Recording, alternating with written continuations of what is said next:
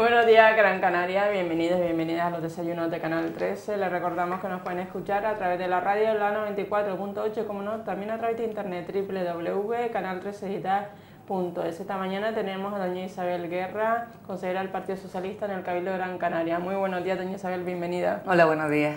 ¿Qué le parece el tema de Bankia y sobre todo si cree que el gobierno de Mariano Rajoy está tendiendo hacia la resignación por sin exigir a los gestores de sus responsabilidades se inyecten 23.000 millones de dinero público en una entidad bancaria? La ciudadanía mira expectante y sobre todo también la dimisión del gobernador del Banco de España, que dimite tras sus desavenencias con el Partido Popular o con el gobierno de Mariano Rajoy.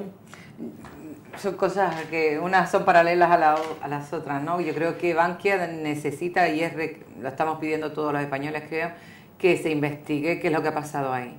Porque desde luego no son 3 pesetas lo que tenemos que poner todos los españoles, porque al final lo tenemos que poner los españoles emitiendo deuda a través del FRON, que es lo que se pretende hacer, pero eso también, esa deuda a la larga, pues aporta más déficit a lo que son las arcas públicas, con lo que incluso desde Alemania se nos está diciendo que si hay alguna ayuda o alguna intervención, algún banco aquí, es a cambio de que se nos pase el premio a través de la jubilación, es decir, que se contemple nuevamente el tema de las jubilaciones, que se contemple y se reforme la reforma laboral, porque es poca, por lo visto, y no ha generado lo que ellos querían, y bueno, y un montón de cosas, a cambio de que nos den una amnistía de 1 año para poder recuperar. Hombre, yo creo que es necesario y urgente esa comisión de investigación. Y si hay que hacer la puerta cerrada entre los partidos políticos, pero que se estudie, porque hemos pasado de que pasaban nuestros bancos todos los controles antiestrés en un momento a que la confianza que se ha perdido por parte de Europa hacia los bancos nuestros, porque un banco en concreto, liderado por el señor Rodrigo Rato, que no es cualquier persona, que se supone que incluso estaba en el CMI, por ejemplo, un señor que ha sido ministro de Economía de nuestro país y que estaba dirigiendo un banco como es Bankia.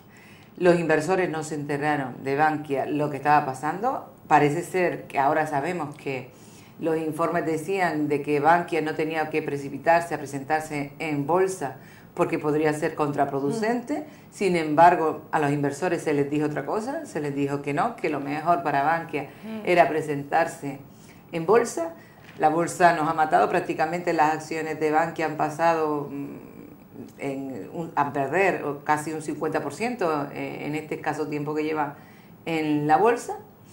Y bueno, algunas explicaciones habrá que darlas. Si ahora no se puede cara a la opinión pública, no la opinión pública, perdón, porque la opinión pública tiene que saberlo, pero cara a investigarlo por dentro y luego dentro de un par de meses saber lo que ha pasado, pues entendemos que es lógico, sobre todo porque se le va a inyectar una cantidad ingente de dinero, que se nos dice que no se puede emitir deuda para la educación, para la sanidad, y sí para salvar un banco que es un banco privado, que se ha nacionalizado, pero eso uno no lo entiende muy bien, porque las administraciones públicas no podemos comprar empresas que están quebrantadas o que tienen problemas de que no va contra lo que son las administraciones locales. Eso es imposible, que tú puedas comprar una empresa que va a pique, porque entre otras cosas la intervención te lo impide por todos los procedimientos, ¿no?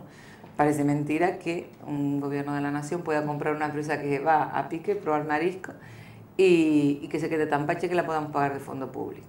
Y paralelamente a eso está el Banco de España, que se supone que tenía que haber ejercido el control sobre la banca para haber saneado sus cuentas y además investigar en estas cuentas, y ha mirado para otro lado, ha preferido mirar para otro lado. Hombre, cuando uno oye a Francisco Fernández Ordóñez decir que el Banco de España lo ha hecho muy bien, pues uno se pregunta, ¿y entonces qué le ha pasado a Bankia, no?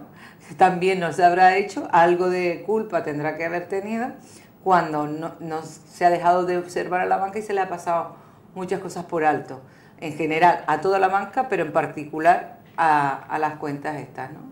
El gobierno vasco va por su lado con el tema de... Lo malo de la dimisión es que dimite ahora hasta que, y yo creo que debería de esperar hasta que amaine un poco el temporal, porque también Sí. eso infunde Desconfianza. una desconfianza añadida nuevamente a la situación que está en este momento el país, que es especialmente delicada. Especialmente ayer, Día de Canarias, el país se tambaleaba en una cuerda muy floja, con una prima disparada y que nadie la paraba. Estamos hablando de que la deuda que tenemos en el exterior está por encima de nuestras posibilidades para pagarla. Otros países como Portugal, Grecia o Italia han sido intervenidas con una prima mucho más baja y con una ratio de desempleo más bajo, con lo que ayer fue un día negro para... De hecho, creo que la programación que han hecho los propios ministros, uno de ir a Estados Unidos a hablar y tal, tiene que ver con la intervención, que es casi que ayer la vimos en la puerta, que nos intervinieran. Sí.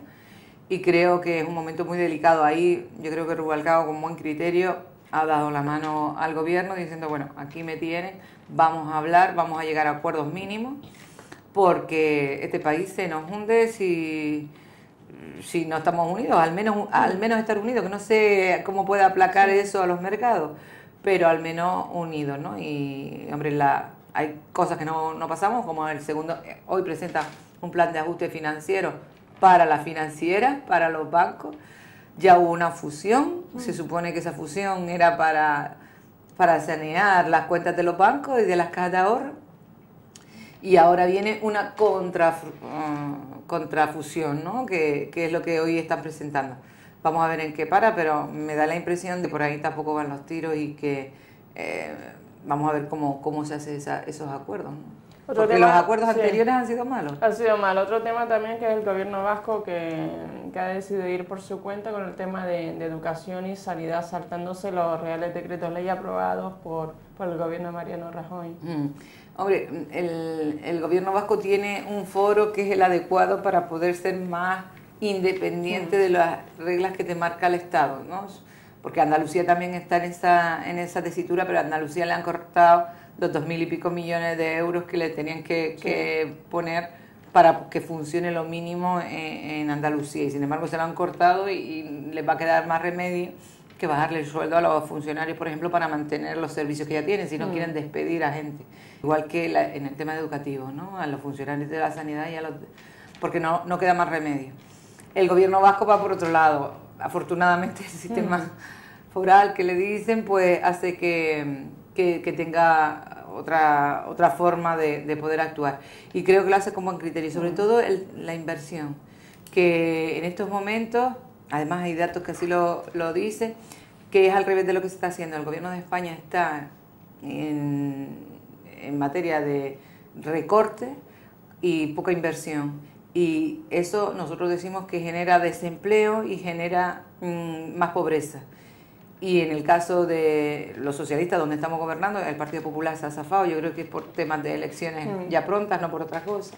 Se ha zafado y lo que quiere es revertir lo que está haciendo el gobierno de España, es decir, más inversión, más apoyo al pequeño y mediano empresario de su comunidad autónoma para poder incentivar la economía. Y seguramente que eso va a dar buenos resultados. Lo dio en su momento, aunque no se haya notado, pero los datos así lo dicen, el tema de las inversiones que se hicieron del gobierno de Estado con el plan Feile que le dijeron, o el plan de Zapatero, que aunque las algunas obras fueron incipientes, no fueron pocas cosas, porque algunos ayuntamientos se limitaron a hacer proyectos de pecata minuta, pero sí que frenó en la caída estrepitosa que iba del paro en la construcción, y esas son hay unas encuestas hechas que en ese periodo se frenó lo que es el desempleo, y por ejemplo el empleo joven se incentivó. Ahí hubo más empleo joven que todos los meses que teníamos en todo lo que observamos, ¿no? Y bueno, yo creo que va por ahí los tiros, que la inversión pública se dé. Hay políticas contrapropuestas. Ahora mismo la que está marcando es Merkel. Merkel ha primado sus bancos y sus bancos son los que están saneados. Hoy la confianza está en los bancos de Alemania, con lo que Alemania ha hecho muy bien su papel, pero ha ido a salvar sus castañas al margen de apretarles el cinturón a todos los demás y que generar desconfianza, sobre todo en España, ¿no? Y ella está muy bien y los demás estamos muy mal. Otro tema también importante es que determinadas formaciones políticas, entre ellas el PSOE y Izquierda Unida, han exigido a la Iglesia el pago del IBI. El señor Rocco Varela ha dicho que no, el Partido Popular también ha dicho que Que no, ¿qué opina usted del tema del IBI? Además, hay muchos ayuntamientos que sí, que van a hacer un censo de aquellos edificios que no pagan impuestos, sobre todo el IBI, que lo paga cualquier hijo de vecino. Sí, hombre, hay algunos dirigentes socialistas que han dicho que no. Pero bueno, todo vale, ¿no? Yo creo que la Iglesia Católica, que todos sabemos que solidariamente contribuye a muchísimas cosas, llámese Caridad o llámese obras sociales que tiene, y tiene muchas y son muy buenas, creo que solidariamente tendría que parte de esos beneficios redundar solidariamente en toda la población en general. Lo que no podemos es tener, o la Iglesia no puede tener inmuebles cobrando entradas, por ejemplo, albergues, cobrando entradas, y que un albergue que esté al lado cobre las entradas, tenga que poner un precio más alto que con ello, aparte de una competencia desleal, ¿no? Pero tiene que poner un precio más alto porque tiene que pagar los impuestos, tiene que pagar personal con su seguridad social, tiene que pagar todo, y por eso sube su precio. Estoy hablando concretamente de hay un centro ahí de la iglesia en Tafira que cobra la entrada por quedarse un par de días allí, ¿no? Y me parece bien, pero eso tiene que pasar por el fisco, porque entre otras cosas contribuye al bienestar social de toda la población en general. Yo creo que a eso no se debe de negar la Iglesia, a contribuir en el bien general y en el interés general de los ciudadanos. Y, hombre, lo que no es de recibo es que la mezquita de Córdoba, que fue comprada por 30 euros, que encima no es del culto católico, pues cobre la entrada a todo ciudadano que quiera ver la mezquita de Córdoba, y que eso no pase por el fisco, porque, hombre, todos los negocios tienen que pasar por el fisco. Es la contribución que todos y todas hacemos, y la Iglesia no puede estar exenta de pagar eso. Otra cosa es que haya inmuebles que no generan nada porque están ahí, es patrimonio casi de la humanidad y que son de la Iglesia, pero todo es negociable también. Cuando se abre el abanico de posibilidades, todo es negociable, ¿no? Porque desde luego quien está rehabilitando las iglesias, y que no es la propia iglesia, muchas veces son las administraciones públicas que se nos llama desde las iglesias, desde el cura párroco, a, oye, ¿me puede arreglar usted la cubierta de tal iglesia? Y los ayuntamientos generalmente responden. Pero otra cosa muy distinta es cuando se quiere hacer un negocio con algo y se tiene que pagar al fisco como cualquier negocio. ¿Cuál es el papel ahora de la Iglesia? Porque la Iglesia está ahora en su salsa con los gallis, con las feministas, está todo el día pues desde los púlpitos llamándonos la atención. Esa es la contradicción, ¿eh? Por un lado una cosa y por el otro lado otra, ¿no? Yo creo que la Iglesia tiene que ponerse en su sitio. Nosotros estamos en un estado confesional, lo dice la propia Constitución española. Eso no quiere decir que adoremos otros cultos o nos gusten otros más que este, porque algunos pensarán que porque nos gusta a otros y no tiene nada que ver, pero desde luego la Iglesia es para la Iglesia y es allí donde se tiene que limitar su actuación. Y hombre, dentro de sus axiomas es estar en contra de las personas homosexuales. Pues bueno, que lo digan en el púlpito, la gente que quiera ir, que lo oiga, pero otra cosa muy distinta es tratar de que desde el púlpito se gestione lo que es la administración pública, que como digo es laica y aconfesional este país. Por lo tanto, no tiene por qué dictaminar desde la Iglesia. Hombre, uno oye a Mariano Rajoy y sabe expresamente por qué dice que no está de acuerdo con el IBI, que eso es peccata minuta, cuando se está calculando unos 3.000 millones de euros, que no es peccata minuta. Y si a ello sumamos que a la Iglesia le dejamos 10.000 millones de euros y que parte de ese dinero va para pagar profesores de religión que están sin pasar por ninguna oposición, ninguna prueba en los colegios, cuando deberían estar, muy bien, dando esas clases de religión en las iglesias, en los sitios de culto, es ahí donde le pertenece y no dentro de los colegios. ¿Por qué no? Porque estamos en un estado, como te digo, que nuestra propia Constitución nos avala que sea laico y además lo paguemos todo, porque lo estamos pagando todo. Cuando un profesor termina su carrera, tiene que presentarse a unas oposiciones, en una lista y todo eso, y no es justo que otra persona que sea amigo del cura párroco pueda, o del cura o de la iglesia, pueda, sin pasar por ningún criterio de oposición, puede estar dando clases tan tranquilamente. No es justo. Y que eso lo paguemos todo, pues tampoco. Y el señor Rajoy, pues que es bastante devoto de todas estas cosas, pues oye y escucha y practica, y a su ministro da órdenes para que, por ejemplo, el tema de las leyes que están pendientes, o que se le tire a la oreja al señor Gallardón por hablar de la homosexualidad y casi considerársele que es algo que, bueno, pues se le da un jalón de oreja, pero también se tiene en cuenta el tema de la ley de plazos, con el tema del aborto, también se tienen en cuenta muchísimas cosas, muchísimos avances en derechos sociales que la Iglesia no tiene por qué meterse. Ahora, doña Isabel, perdón, se está denunciando también el retroceso en políticas de igualdad. No cabe la menor duda que el trabajo que hizo José Luis Rodríguez Zapatero en 8 años que estuvo al frente del gobierno de izquierda, ahora volvamos ahora para atrás, porque las asociaciones feministas están en pie de guerra sobre este tema. Sí, sí, están sobre todo con el tema de violencia de género, que es lo más duro, ¿no? Porque ayer mismo, día de la Comunidad Autónoma de Canarias, pues eso que la tele ve es una propaganda para el tema del Día de las Fuerzas Armadas, como que tenemos que estar orgullosos de nuestras Fuerzas Armadas y todo eso, que está muy bien, y que ves que hay dinero para publicitar pues el Día de las Fuerzas Armadas, para publicitar el Día de las Fuerzas Armadas, porque no, hagamos eco de que nuestras Fuerzas Armadas son buenas para este país, que estupendo, pero hombre, yo creo que ante una publicidad de un día concreto, que puede ser el día ese de las Fuerzas Armadas, están unas campañas que se vienen haciendo y que son fundamentales a la hora de prevenir el tema de la violencia de género, todo lo que es violencia de género. Si se recortan campañas publicitarias y se dice que no hay dinero, pues no entiende uno muy bien cuál es la vara de medir para unas cosas que para otras. Es más importante, que yo no digo que no sea importante, publicitar que el Día de la Fuerza Armada hay que recordarlo, o es más importante publicitar anuncios que tengan que ver con la violencia de género y con la prevención de la violencia de género. Hombre, pongamos la vara de medir, si no hay para una cosa, por lo menos que ya para prevenir que no haya más muertes ni mujeres víctimas de violencia de género y niños también, ¿no? Otro tema también importante en esta semana es la moción, el pleno que se llevó a cabo el Cabildo de Gran Canaria. Las mociones que presentó el Partido Socialista, ¿cuáles fueron y si fueron aprobadas?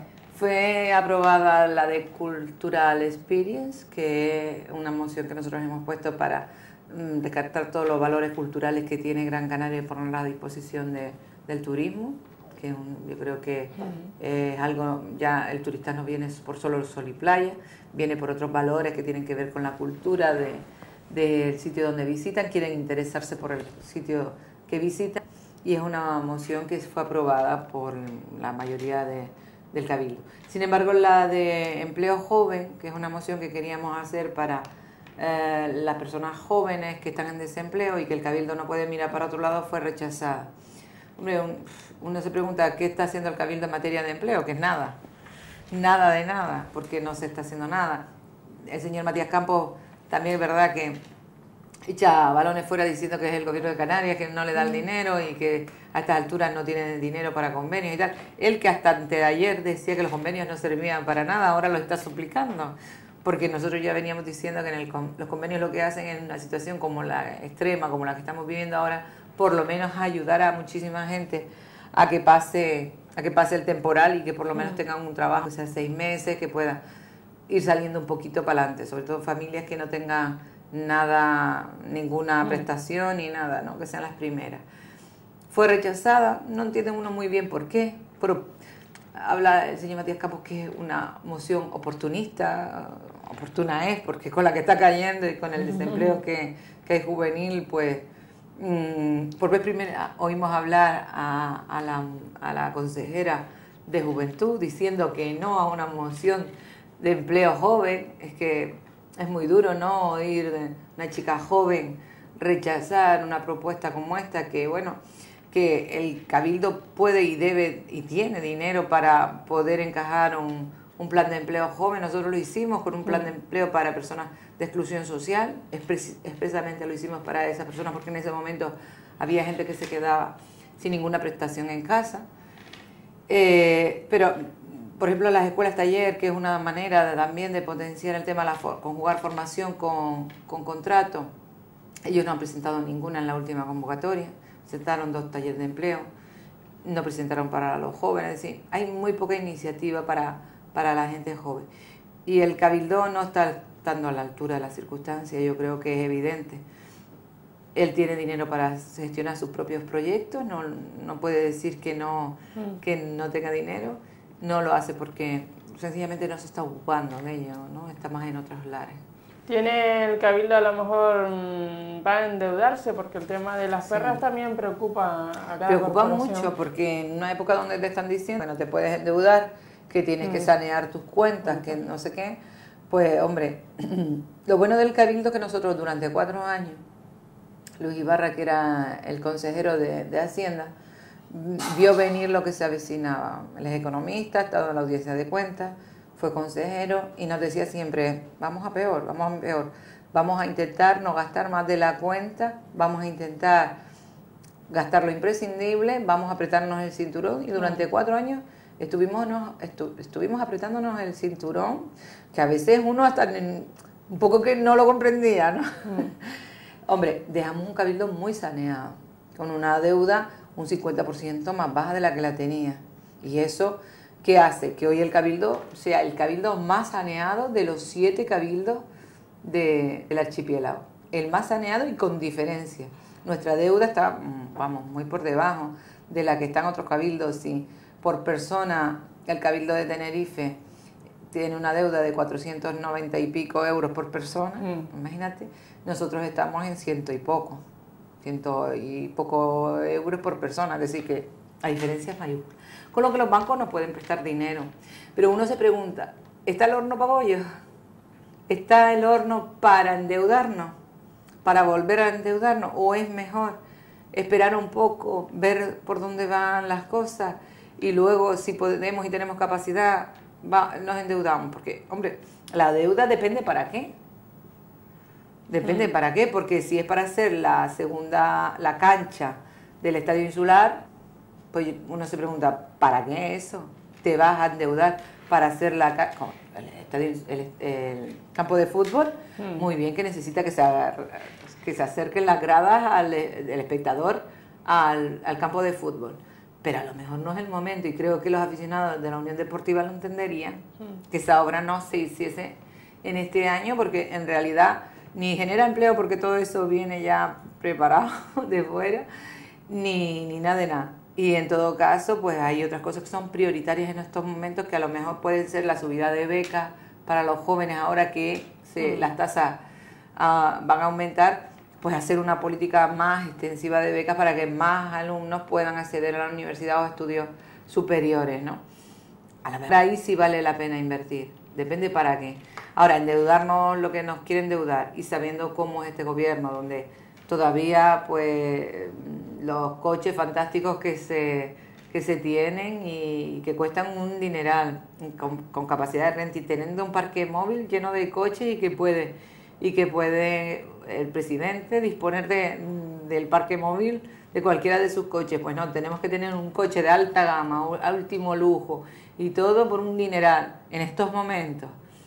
O, por ejemplo, los gastos que se hacen en publicidad y propaganda, que son un 65% más de lo que había en épocas anteriores. Es decir, para el boato, para vender la imagen fantástica del Cabildo, pues en escaso un año se han gastado cerca de 888.000 euros solo en temas que tienen que ver con la publicidad y con la propaganda, no con campañas ni nada, sino con publicidad y con propaganda, y eso es un gasto en exceso. Si para eso nos vamos a endeudar, si para pagar esas cosas es para lo que nos vamos a endeudar, entonces no de ninguna de las maneras. Y luego vamos a sopesar bien si en este momento, con esta coyuntura, ¿dónde vamos si hay que endeudarse unos cuantos millones para gastarlo en una obra que va a generar empleo, que va a tener una trayectoria? Vale, un poquito, pero no de la manera que nos tratan de poner, porque dentro de 4 años pues se puede otra vez cambiar el gobierno y otra vez nosotros intentaremos bajar la deuda, ¿no? Y sanear las arcas y ellos tirarlas, estamos siempre igual, ¿no? El que venga atrás carré no es buena consejera. De hecho, mira las comunidades autónomas de ellos cómo están. ¿Tienen ustedes datos, doña Isabel, del concierto de Bruce Springsteen? ¿Los números? ¿Han hecho números de cuánto? No, tenemos los datos de cuánto puso el Cabildo de Gran Canaria, que son 100.000 euros, aparte del campo de fútbol y aparte la infraestructura que se montó para el día, ¿no? Llámese transporte, llámese de todo, porque eso también tiene unos gastos asociados entre el Ayuntamiento de Las Palmas y el Cabildo de Gran Canaria. Yo no sé qué trascendencia tuvo eso a nivel nacional, internacional o incluso de la comunidad autónoma, porque no lo sabemos, no sabemos datos. Y si eso ha tenido una trascendencia, pues eso, de promoción de nuestra isla, que tampoco la sabemos. Hombre, 100.000 euros yo creo que no deberían de repetirse más, porque con la que está cayendo, y además no se llenó ni tan siquiera el estadio, porque la gente está muy mal y porque 70 euros no los paga, no puede pagarlos cualquiera. Nosotros nos posicionamos en contra porque no porque no nos guste Bruce Sprint y que nos puede gustar, sino porque precisamente no es el momento para el gasto en este tipo de eventos, que podemos dejarlo para más adelante cuando las cosas vayan saliendo mejor, que esperemos que salgan mejor, y poder hacer este tipo de eventos, pero en este momento creo que el Cabildo no tenía por qué pagar ese dineral. Y no está el horno como para bollos, ¿no? No puedes presumir de lo que no tienes. En política de juventud, ¿qué se está haciendo por parte del Cabildo entonces? Nada, unas jornaditas, unas charlitas. La propia consejera hablaba de currículum, a los jóvenes se les está enseñando currículum. ¿Sabes qué pasa? Que lo que no podemos hacer es que muchas administraciones estén haciendo lo mismo. A ver, lo que no puede, el Servicio Canario de Empleo a través de la búsqueda activa de empleo, el BAE famoso, te hace currículum. Cada 3 meses te tienes que presentar allí a hacer tu currículum. Muchas operadoras privadas hacen currículum. Ayuntamientos a través de las agencias de desarrollo local hacen currículum. Ahora, Cabildo hace currículum. Es decir, pasamos un mismo ciudadano por 10 sitios para hacerse un currículo en el mismo lado. La cantidad de dispendio de medios humanos y materiales en el tema no se optimiza. Centralicemos en un sitio lo que es estas cosas. Lo que no podemos es tener los ciudadanos, sean jóvenes, mayores o no mayores, o mujeres, deambulando por ahí, porque todos le quieren hacer un currículum. ¿Para qué? Para sostener a lo mejor un señor contratado allí en el Cabildo solo para eso. Que me parece bien, porque lo mucho por abundante no es malo, pero hombre, quemamos a la gente y además no tiene ningún fin, porque al fin y al cabo, pues, la administración, habiendo operadores para hacer eso, no tiene por qué ocuparse de eso. Y es una pena, y lo que se ha hecho por juventud, pues eso, unas charlitas, el currículum y poco más. Y en política social, doña Isabel, con el consejero... Hombre, y nosotros tenemos bastante crítica con el consejero actual de política social, porque ha llegado, ha visto y ha dejado, se ha dejado hacer, es decir, no ha cambiado nada. Y yo creo que un dirigente cuando llega a una administración es para cambiar algunas cosas. Si van mal, cambiarlas. Y las políticas sociales en el Cabildo, desde luego, necesitan mucha mejora, porque están anquilosadas en hace 30 años. Y además no solo por eso, aunque tenemos unos profesionales magníficos, pero tenemos un sistema y un modelo que es un desastre. Hay residencias que, por ejemplo, en el tema de mayores, hay residencias que se gestionan por entidad pública y privada, mixta. Hay ayuntamientos que gestionan sus propias residencias, poniendo el dinero muchas veces del propio ayuntamiento a algo que no les pertenecía tanto. Hay un modelo que paga directamente el gobierno de Canarias a la residencia. No hay un modelo homogéneo donde el ciudadano sea tratado por igual, en el sentido de que sepa exactamente cuáles son sus servicios, cuál es el servicio que le pertenece.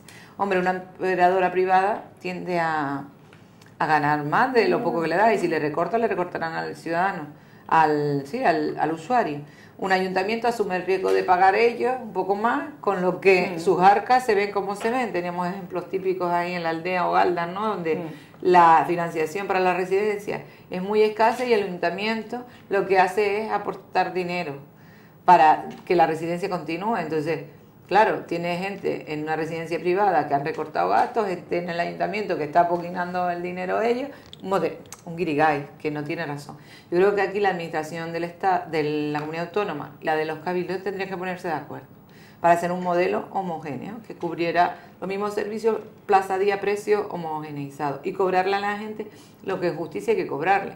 Porque desde luego una residencia donde la gran mayoría de los días y noches pasa un anciano allí tiene que, de su pensión, que no la quiere para nada porque está viviendo allí, una parte importante que sirva para mantener el servicio que se le está prestando. Eso es lógico que sea así, es más porque es un servicio público y tiene que abarcar al que tiene más, pero también al que tiene menos. Y en ese sentido los precios son dispares. Mientras en un ayuntamiento le cogen hasta los bienes inmuebles, un ayuntamiento, hasta otro que no cobra nada, de nada por el usuario, no le cobran nada, hasta otro que le cobra un 20%, hasta otro que le cobra un 30%, hasta otro que le cobra un 70%. No hay una unificación de criterios a la hora de cobrarle al usuario del servicio. La ley de la dependencia habla de eso, de regularizar, y eso aquí no se ha hecho, ni se ha querido hacer. Y no se ha creado empleo con esta ley tampoco. Claro que no se ha creado empleo, porque es que no se ha creado ni una plaza, y lo peor es que este consejero ya ha tirado la toalla. En sus presupuestos no hay ni un solo euro para crear nuevas plazas residenciales, y hay 3.000 personas esperando. Con lo que si hay 3.000 personas esperando una residencia, y este señor, este presupuesto 2012, que nos vamos a endeudar, y como te digo, hay dinero para acercar la cancha al campo de fútbol, pues sí, hombre, pues cónchale, yo creo que hay que mirar las prioridades, y las prioridades es que tienes 3.000 personas esperando por un servicio de una residencia, y que el Cabildo de Gran Canaria mira para otro lado, esto no va conmigo, y no pone en su presupuesto ni un solo euro para una plaza. Y eso es dramático porque eso es tirar por la borda a toda esa lista de gente que está esperando y que va a seguir esperando. La media de espera de un usuario se aproxima a un año y poco, un año y algo de espera para un servicio de residencia, pero estamos hablando de personas que muchas de ellas tienen superado los 80 años y un año y con pensiones mínimas. Exacto, y un año es muchísimo para la calidad de vida de estas personas. Estamos hablando de gente camada. Entonces, vamos, hombre, yo creo que por eso se ha dejado, los servicios sociales es que están por inercia, funcionan por inercia, lo que está. Él aprovechó ayer para sacarse la fotografía para el Día de Canarias e ir al Pino, él y el presidente del Cabildo, el señor consejero de Servicios Sociales, Francisco Santana, con el presidente del Cabildo. Y muy bien, me parece muy bien que usted haga un sancocho con los mayores, vaya y se saque la foto. Me recordó un poco a Soria cuando iba el Día de Canarias o el Día de los Mayores. Arriba cogía el señor con la silla de ruedas, se sacaba la foto y lo dejaba. Y se iba. Y tanto, porque lo que le interesaba la foto, me recordó un poco eso, ¿no? Unas historias que tienen que ver más con eso, con la publicidad y con la propaganda, que por detrás haya de verdad cosas por hacer. Yo creo que ahí sí que tuvimos nosotros, el Partido Socialista, una posibilidad importantísima para coger los servicios sociales, no lo cogimos, en el pacto se quedó fuera y es de las asignaturas que tenemos pendientes con el Cabildo.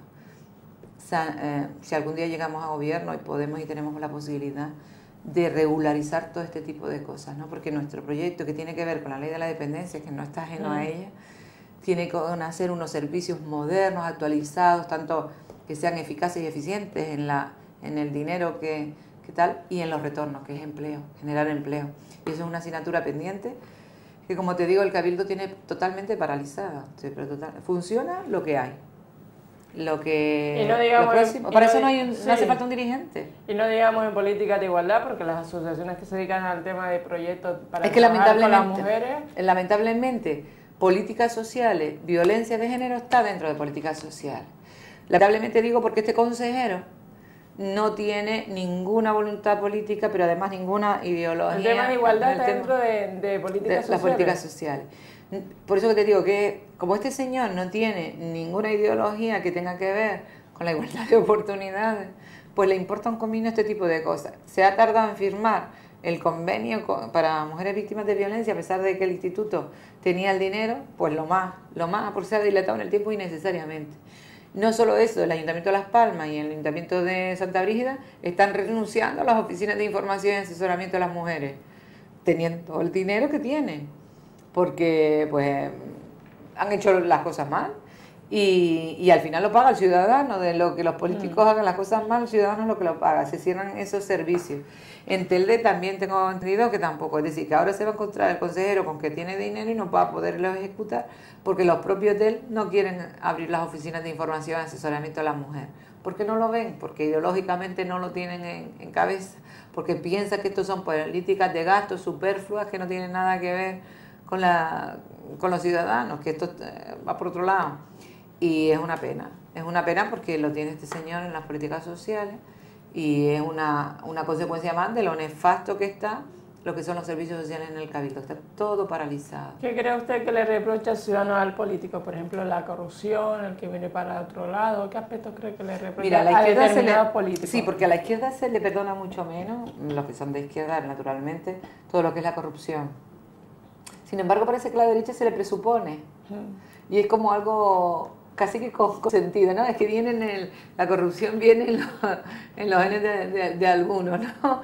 Y como viene, sabemos a lo que viene, pero lo elegimos sabiéndolo, ¿no? Es una especie de perdón.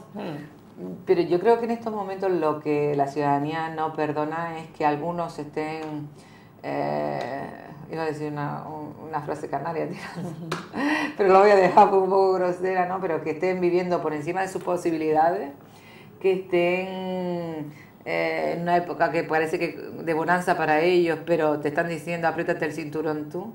Y eso yo creo que es lo más que rabia en estos momentos a la gente, ¿no? Que se estén recordando cosas en educación, en sanidad, y que un señor salga con 14 millones de Bankia. Eso mosquea muchísimo a la gente. Mosquea muchísimo porque tú dices, bueno, si nos están recortando a nosotros para pagarles a esto, porque este señor se lleva para su casa tan fresco, un señor, 14 millones de euros. O porque el señor Rato se llevó 2,5 millones, por decirlo, 2,5 millones por llevar a la bancarrota a Bankia. Es que encima lo premiamos. Y si nos descuidamos, lo metemos también en el Congreso de los Diputados para que también nos dirija. Y que eso sean los que nos dan ejemplo de los ciudadanos. Eso yo creo que mosquea muchísimo a la gente, ¿no? Y tiene razón. Y al final se daña toda la política en general. Porque tanto de la corrupción como de los excesos de este tipo, porque parece que con algunos no va nada, pues hay una desafectación de lo que es la ciudadanía hacia la política. Y deja de verla como algo útil y aparece en las encuestas como un problema. La política y los políticos son un problema para los ciudadanos, no es una herramienta para solucionar los problemas. Y eso es lo dramático, porque al final hay muchísima gente que está honradamente trabajando en pro de la gente, de hacer un trabajo político que es importante, la política con mayúscula, porque si no esto sería una anarquía.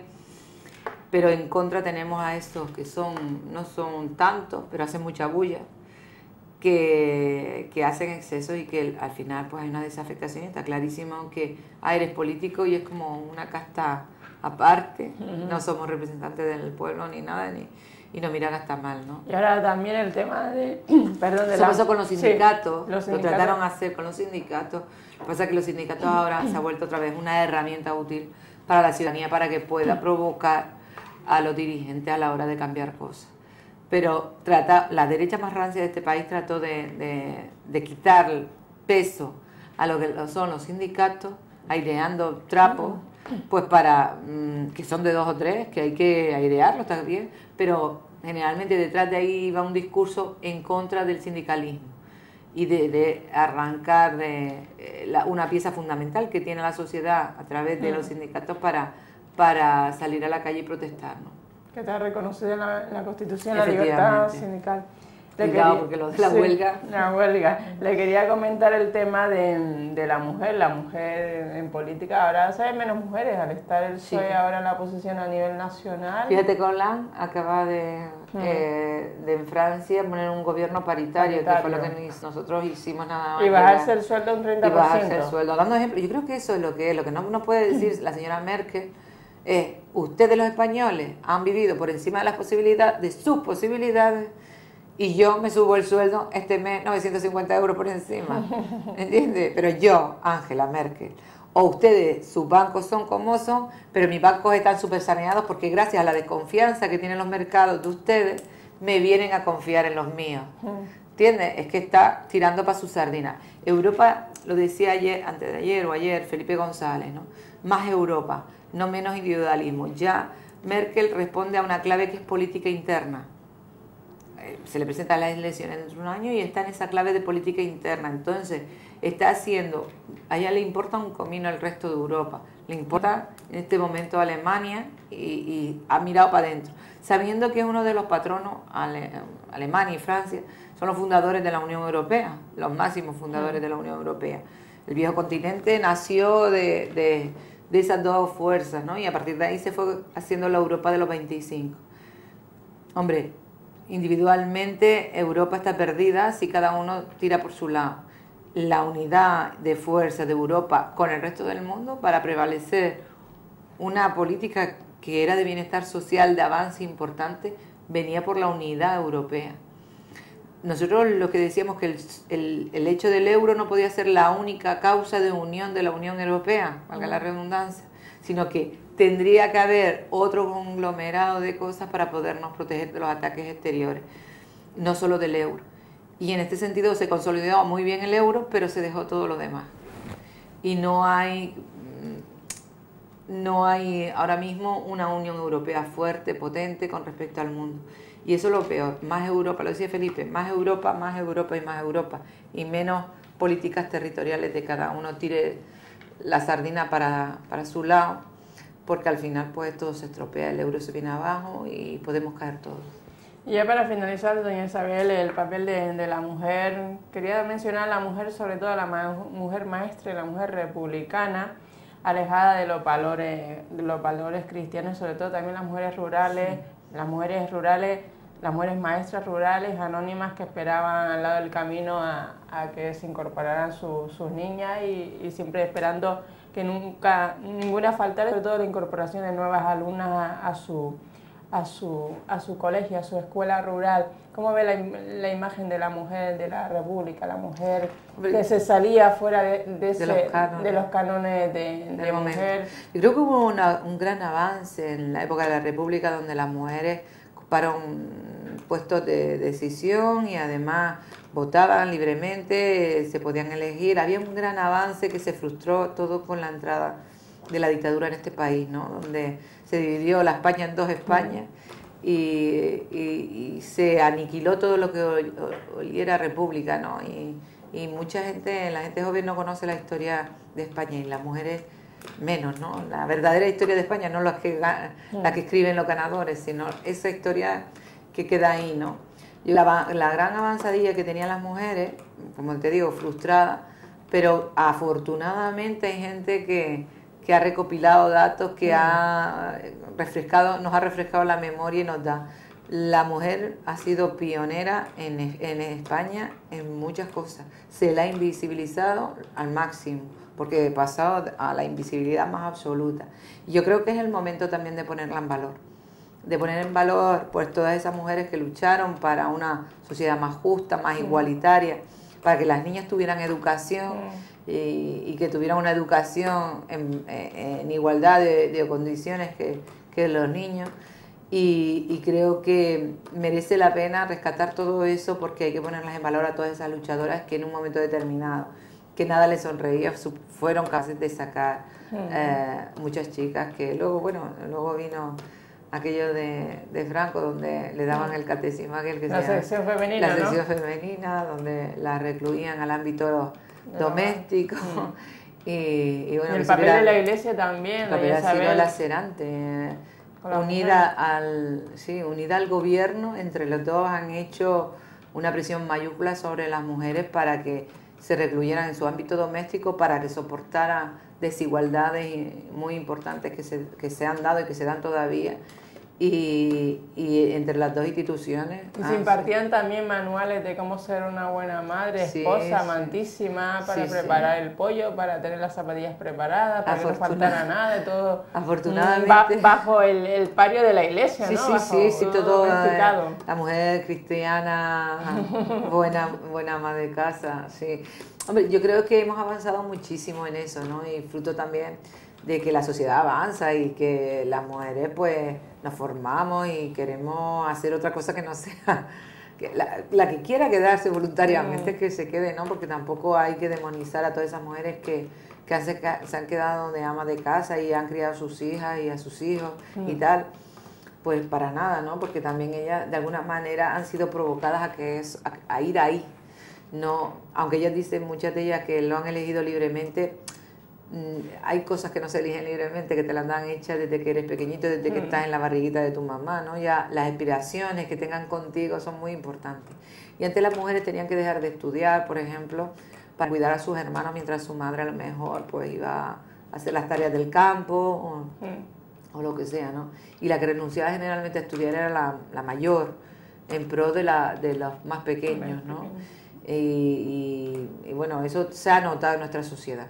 Pero creo que las mujeres ahora no están dispuestas, por mucha ideología que venga del señor Rajoy, conservadora, de que el paro, hombre, sería menos paro si las mujeres volvieran otra vez a sus casas, ¿no? La mujer lo tenemos claro hoy en día. Y yo creo que sí. Sobre todo también con las redes sociales, doña Isabel, ¿no? Sí, es un avance importante el que te puedas comunicar con otras y tu pensamiento, que no sea el único. Porque la mujer cuando se aísla piensa que está sola, que no hay más gente que piense como ella y tiene miedo a expresar incluso lo que siente. Yo creo que las redes sociales son una herramienta útil. ¿Tenemos enemigos dentro de nuestro propio sexo? Sí, de vez en cuando sí, porque, hombre, nada garantiza que una mujer sea feminista cuando llega al poder. Ahí tenemos Merkel, ¿no?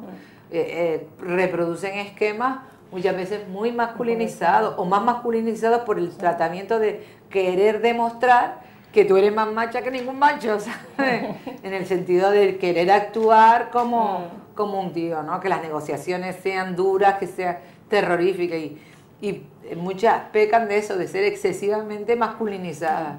Eso no garantiza, pero sí que es verdad que a medida que la mujer ha accedido a puestos de toma de decisiones y de responsabilidad y de poder, pues las cosas han ido cambiando y han ido cambiando mejor. Pues muy bien, pues muchísimas gracias, Isabel Guerra, por estar aquí. Muchísimas gracias a ustedes. Espero que la entrevista de hoy, doña Isabel Guerra, consejera del Partido Socialista Canario en el Cabildo de Gran Canaria, haya sido de su agrado. Continuamos con nuestra programación cultural y educativa. Gracias y buenos días, Gran Canaria.